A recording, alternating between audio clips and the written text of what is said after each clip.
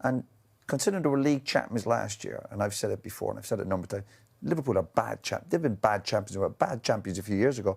They're now 21 points behind Arsenal. Like, what a drop-off that is. That is so bad. So I think there's issues going on in the background. I think there's bigger issues. There's details there you can fix. Obviously, you're talking about players tucking in, but I think there's stuff going on there. I don't know if they're all on the same page. There doesn't seem that chemistry with the players. You're on about when you win big titles sometimes. The big challenge is the following year. Can you back it up? And I think these players... Is that not just something that Manchester City... I mean, it's difficult to go and retain a title, but Manchester City... It's very hard to retain. Yeah, you can obviously have a drop-off, but City have dropped off recently in terms of their high standards, but they're still competing second or third.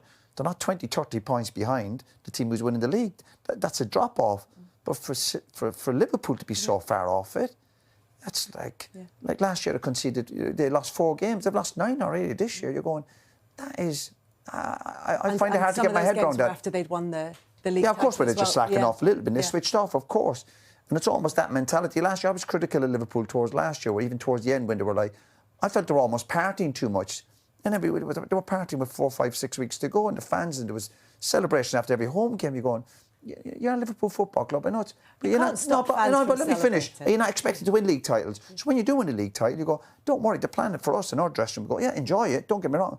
But let's back it up next year. That's why you're playing for the big club. So when I see these teams win a trophy and then disappear for 10 or 15 years, I'm like...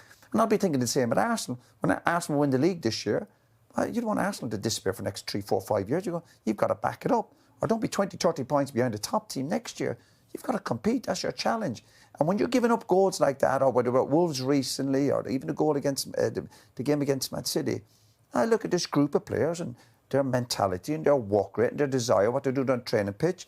And I don't like what I see with this Liverpool group. I just don't like it. He seemed at a loss to work out what the way to fix it was. He seemed at a loss to explain what was going wrong for Liverpool. Well, defend better.